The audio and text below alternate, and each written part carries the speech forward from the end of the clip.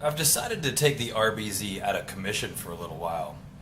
And that just means we're working on the GTR.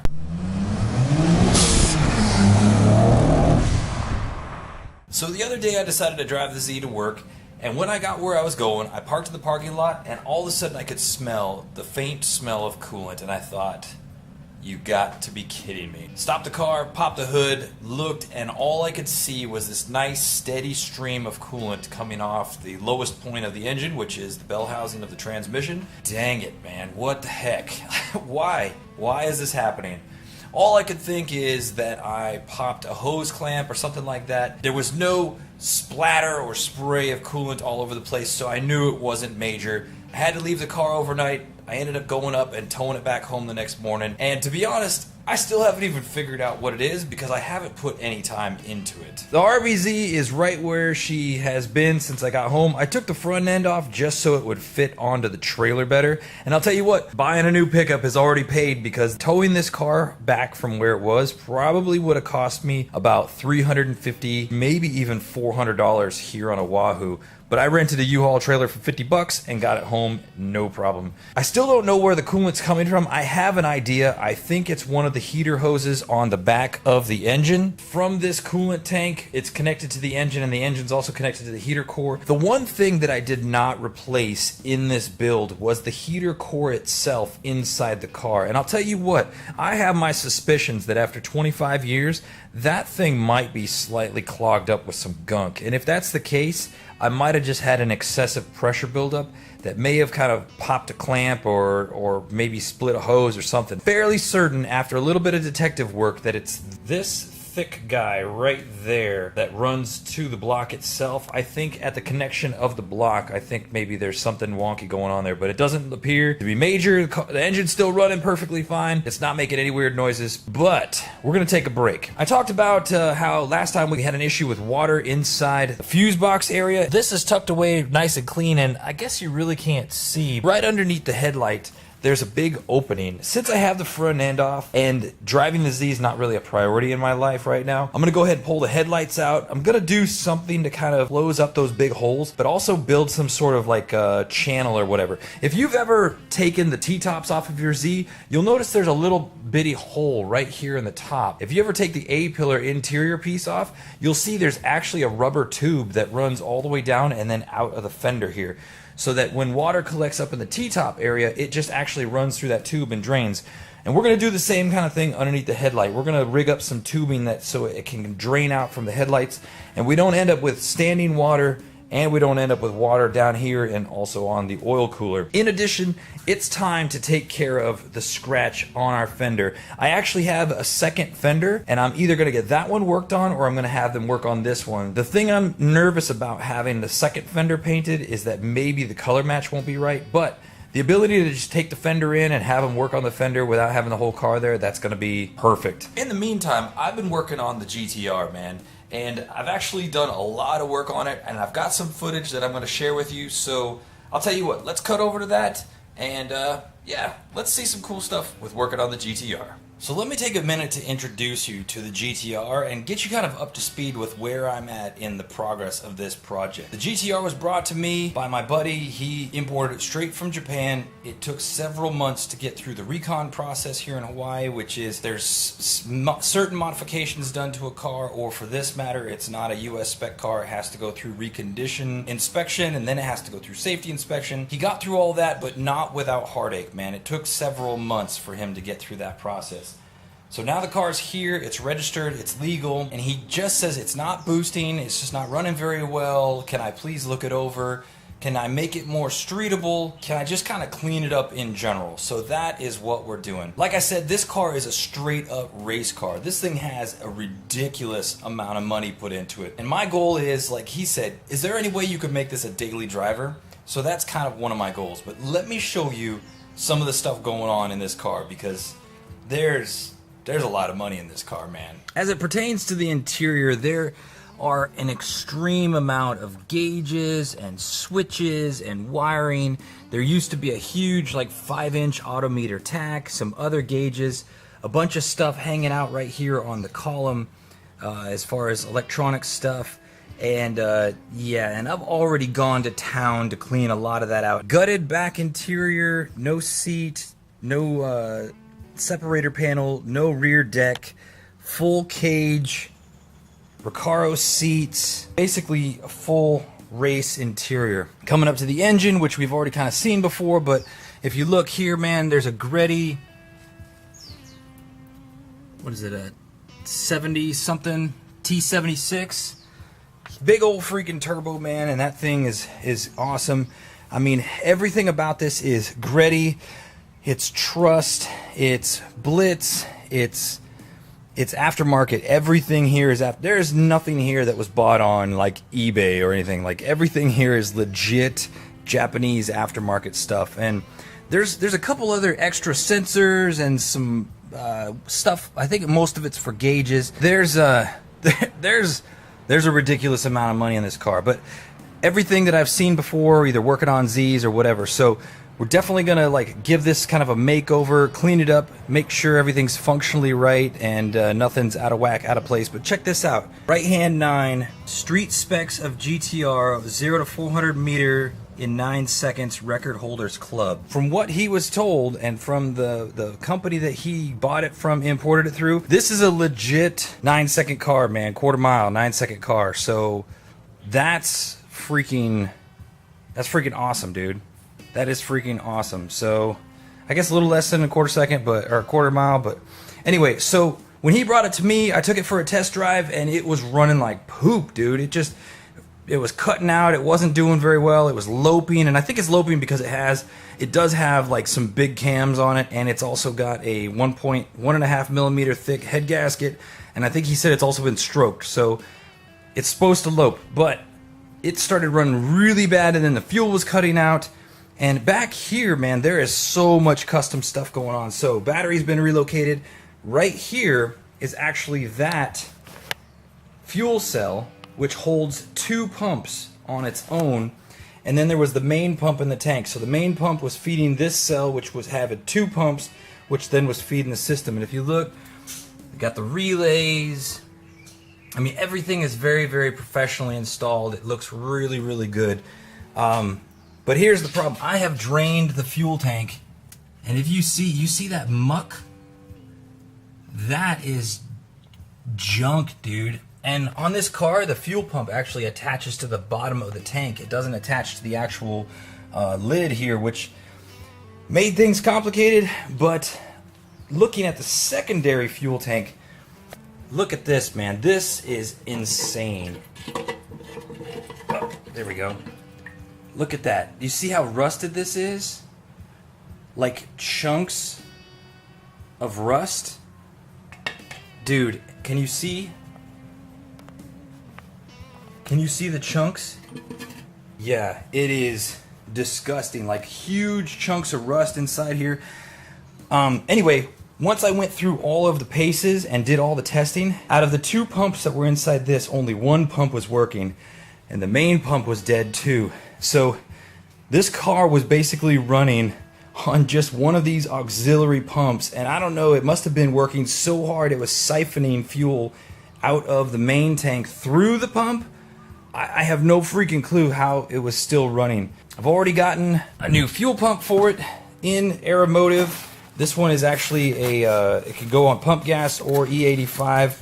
It's the Aeromotive Stealth Series, 340 liters per hour. Very robust fuel pump. It's actually stronger than a GTR OEM fuel pump. So that should be really good because we're gonna need it. Because he's got bigger injectors and I don't know what kind. His computer's a Power FC, so that kind of sucks. If it was me, that's some old technology. I'd upgrade to a Haltech. The funny thing is, I was recently watching a vlog of a guy. He just bought a Skyline that had just been imported, and within the first week, his car freaking died. Oddly enough, I've started to see there's a trend of several GTR people or Skyline people who import cars, and they say, oh, once I get down to like less than half a tank, my car runs like crap. Guys, there's no chance you're watching this, but if you happen to ever watch this, you need to clean out your fuel tank. You need to upgrade your pumps, because that's probably what your problem is. In the case of the one guy, when his car just stopped running basically, or it was running like complete butt, he took his fuel tank out, he completely cleaned out the fuel tank, same thing, chunks of gross and rust, ended up changing out the fuel pump, changing out the fuel filter, and things ran amazing after that. Just so happens that's what I'm doing too, and I found that guy after I'd already started this process. I'm gonna work on the fuel pump. I want to get that in. Then I need to go down and get some more gas, put it in this, and then hopefully we go for a nice drive, and then we start working on other parts of the car. But that's where I'm at. I thought I'd show you this because this has been my siphoning method the whole time. This is what you do when you're a garage mechanic, man. You just MacGyver stuff. So the one last remaining fuel pump that was good out of the 3. So I want to go ahead and get this fuel out of here, and I don't want to like try pouring it or making a mess. So basically, took the last remaining fuel pump, attached this set of alligator clips to the leads of the pump, running through a filter so that, you know, if we do get some, at least hopefully some of it's filtered, and then running into a gas can. So positive lead. Let's go ahead and get this guy ready there. Negative lead.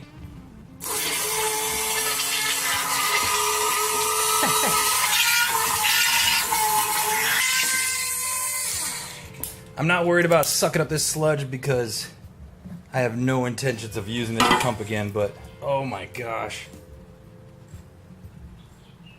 Dude, the fuel is like brown that's coming out of this thing. Alright, now, can you see?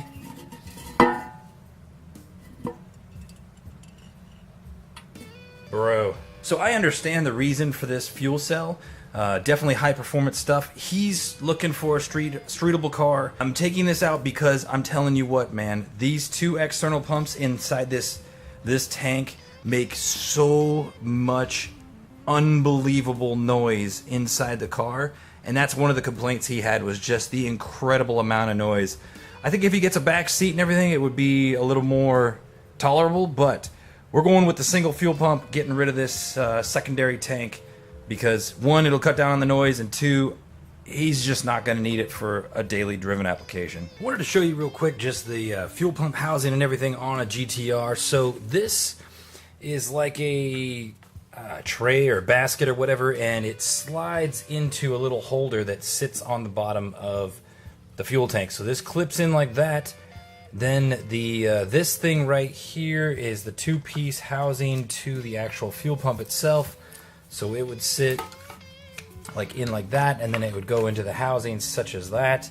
And then this is the sock that attaches to the bottom of the fuel pump and just kind of hangs out down there in the bottom like that. Now, I can kind of see how there's an issue when you get low on fuel, because how is the fuel getting into this basket unless it's sloshing up over the side? The only other thing is this return. This is the return line here that's coming from the fuel rail, and it goes into the bottom here, and it circles around, and then it spouts out right here. But as far as actually in the tank, there's no way for more fuel to get to the sock. It's almost like it's in a little protected embankment, which is weird, right? Really weird. And maybe that's there so that it doesn't pick up garbage. I don't know, but I'm almost inclined to drill some holes, like some baffling, into this housing, so that way we can have fuel at a lower level get to the pump. I can't see why that would hurt. I'm gonna think on it. But anyway, here's the old pump, and look at this, man. Look at this raggedy wiring. It's like corroded, bro. And this is the connection that connects to the actual lid. It's all corroded. Let's see. And that connects up to here. This thing's rusted. This is the new connection I've already made. You could see, taking my time, I found a new connector, really nice thick gauge wire connector out of my pile of crap over there. So nice new wiring.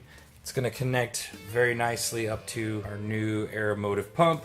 And then that'll all sit in there. I'm gonna see if there's any opinions about this on the internet, but I'm half inclined to just drill some baffling, some holes all the way around the outside so that fuel at a lower level can get into that basket. This is good information to know, man, for people that have never been inside the gas tank of their GTR. So I went ahead and went forward with the mod. I looked on YouTube, nothing specific to the GTR, but definitely some dudes in Mustang forums where they have a bucket like this that sits up and down, a little teeny little opening on the bottom that has to pull all the fuel in. And just by drilling a few small holes, this guy did some tests and showed how fast some water would rush in. Put some holes in the bottom, a couple others on the side of the basket. That is definitely going to not only get fuel to pump faster, but it's also going to allow to be able to drive around at a lower fuel level and not worry about, like, if I'm taking a turn and all the fuel sloshes to one side, now this guy is out in the dry. Hopefully that doesn't happen nearly as much. This is something I think people need to know. Spread the word. Spread the word. Fuel system is done. Everything's back together. Super, super excited about that, man, and it's such a clean installation. The one thing that is different is the fuel filter used to be mounted right there, and the lines were kind of coming out and then they were going back, and I didn't want to do that, so we're going to put the fuel filter in the engine bay. And to do that, needed to clean up some things up in the front. You can already see some things taken out, and we're going to take a look at that in just a second. So here you can see the catch can is gone, all the garden hose is gone.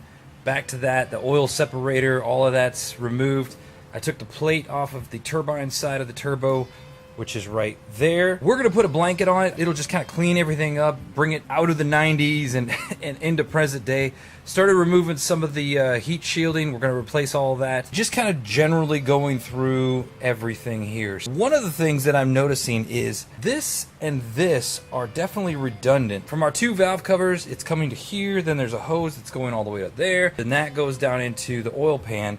And this is actually a lead from this catch can to the oil pan as well. So I don't even know what that purpose is or what the point of that is. So what I think I'm gonna do is get rid of that, and then this line right here is the oil return for the turbo, and this line right here is the return from that can. So I think I'm gonna get rid of that line there and then just make this one go right into there, and that'll clean up that whole turbo setup way more and eliminate that joker. And then I'll have to plug that guy. I'm assuming that probably goes to the rear oil pan return for the turbo. Look at this, man. This is crazy. I'm speechless. I'm speechless. You remember the fuel tank? This is... What is happening? Is that seaweed? Look at this worm thing. What is that? What? And then to get to the where it's returning back to the thing, it's just this screen. What? Guys, this is gross. This is disgusting. I'm actually without words on what's happening inside there. There's science. There's science happening in there. Anyway, I need to get the fuel filter in here. I'm going to try and clean that up. The goal for the end of today is to start the car. Make sure it's running all right. Yeah, and to do that, we got to get gas and all that other stuff. So we got a long ways to go on cleaning up the engine bay, but let's try and start the car before we call it a day. Wait, what?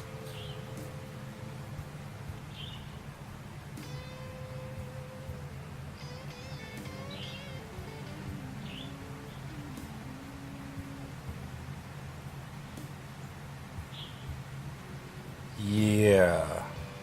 In the sense of project management as it pertains to what we're doing right now together, I'm failing. I got a little carried away taking the engine bay apart. I have now taken all the wiring out. I've taken all the center coil packs out, all the wirings off of the firewall back there, and it's routed up that way. Man, extra wiring. This stuff is everywhere. Like this wiring that just goes to butt connectors that don't go anywhere or not hooked up to anything. So we got a lot of homemade wiring over here as well. And this fuel rail has seen better days. So because some of this project is cosmetic, not all of it is performance or functional, we're not going to recharge the fuel system. So the fuel system's empty. We're going to take this fuel rail off, pretty that up, get this balance tube prettied up, make sure I can get in and vacuum all this garbage that's on the engine, all down in here. Just clean everything up as deep as we can before we start putting things and layers back on top of it. Not going to start the car today, but guys, we did a lot of work. I mean, the fuel system is completely redone, and I'm confident it's going to be amazing. It's going to be freaking perfect. Really excited about that. Just need to kind of get everything cleaned up here to complement all that. I don't know what's up with freaking underwater deep sea experiment over there in that catch can, but we're definitely going to get that cleaned up. Probably the next time you see this, maybe we'll be doing more on the cosmetics of the engine, probably, or just starting to really kind of dress it out. I might talk to him, have a conversation about, like, look, man, if you really want this thing to bling, to shine, a new wiring harness goes a long way to do that. Just need to have some conversation and see how much of a show car he wants this to be, or if it's just going to be a go-kart. Yeah, anywho, that's it, man. Thanks for hanging out. Hopefully you learned something about the GTR. These things are going to start coming into the States more and more now, man. This year, the R33s are legit. That's what I'm waiting for. Anyway, I'll see you again. Ciao, ciao for now. Bye-bye. Oh, snap. Yahtzee! It's got a twin. No carcass. Oh, wait. Legs. Bro, what's up with your GTR? This is awesome. This is the most entertaining job I've ever had.